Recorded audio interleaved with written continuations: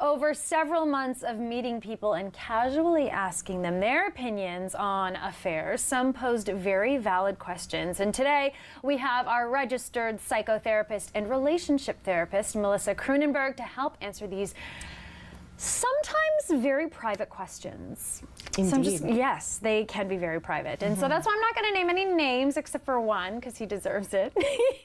But this one question I got from a woman who has been married happily, she says, for 10 years or just over 10 years. And her question was, do happy people cheat? Good question. It's a great question. Yes. And a very complex question. Oh, great.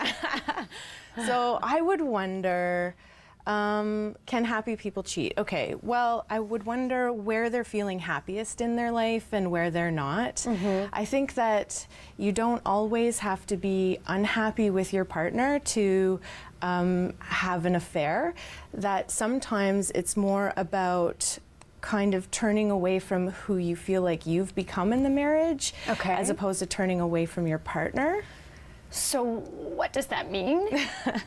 Right? Sorry. It's a little complex. Yeah. Well, I think that when you're in a long-term relationship, or it doesn't have to be long-term, but when you're with someone, I think that sometimes, whether it's evolution or the dynamics of the relationship, we can sort of become people that we no longer recognize.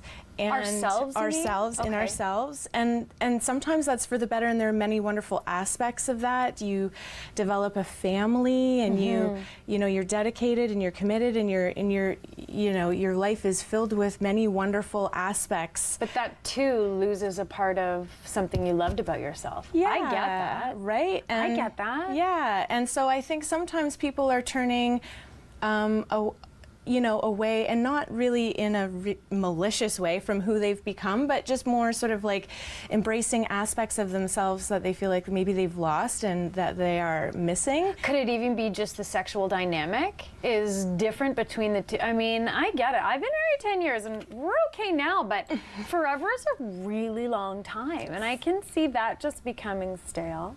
Forever is a really long time, and passion is finite. Like, a lot of people, I don't think, really love the idea of that. I think we associate true love with like never-ending passion. Right, and it doesn't. But passion is not never-ending. Passion has a bit of a shelf life, and I think that people miss that. Oh, I get it. I miss it. I say it to my husband. He's like, Dina, it's natural. It's okay. But I love him. Yeah, and it doesn't necessarily mean anything bad about the partner. No. Either. Like, I think that we've learned over the course of time, we've learned to attach our identities, our self-worth with love a lot. So everything is kind of like on our partners. Like, we expect them to sort of like fulfill every need, and we expect to be able to fulfill every need for them as well.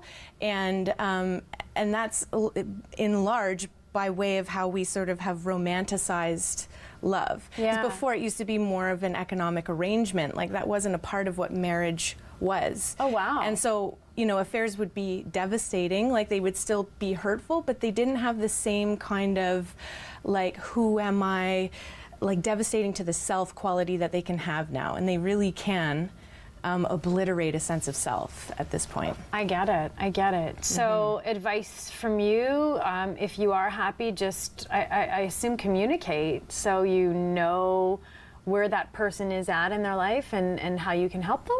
Yeah, I mean, I think open communication in a relationship is really important. So, I mean, if you are happy and you trust your husband, but you find like there's something happening within you, obviously, like, being open and honest with that about that with your partner is going to be helpful.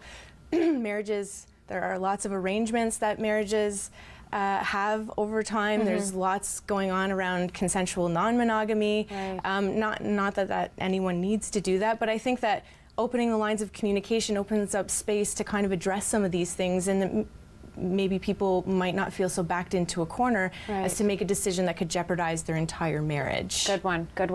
I have another one. Another woman from Ajax says that more often than not, we look at the person who is having the affair as the villain. So she asks, is the adulterer the only partner at fault in affairs? I think that, that's also a complex question. Right. I know. We can't get away from that. I think that nobody can force anyone to have an affair. So I No. want to say that. That is a choice that you make.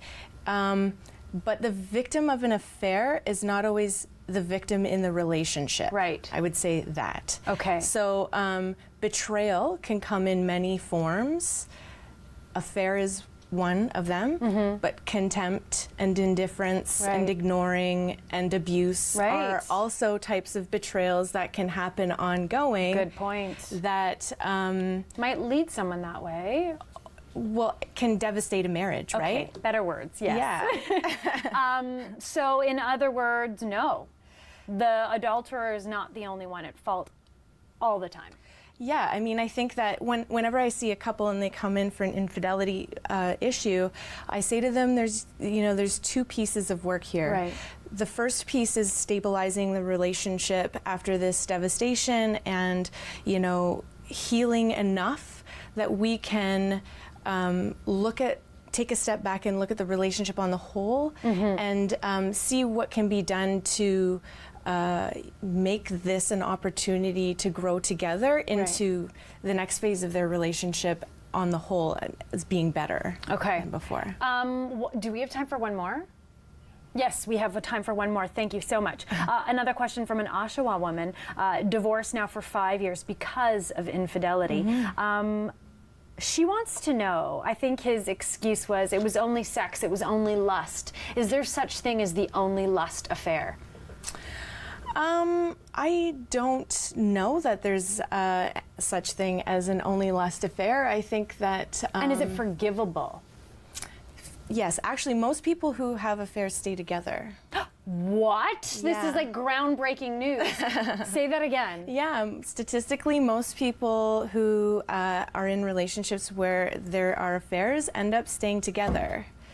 I really like that because that's the perfect segue into our next segment, which is how to heal after the heartbreak. Yes. I'm really surprised to know that. Thank you so much. Stay with us, guys. Really? Yeah, no, it's true.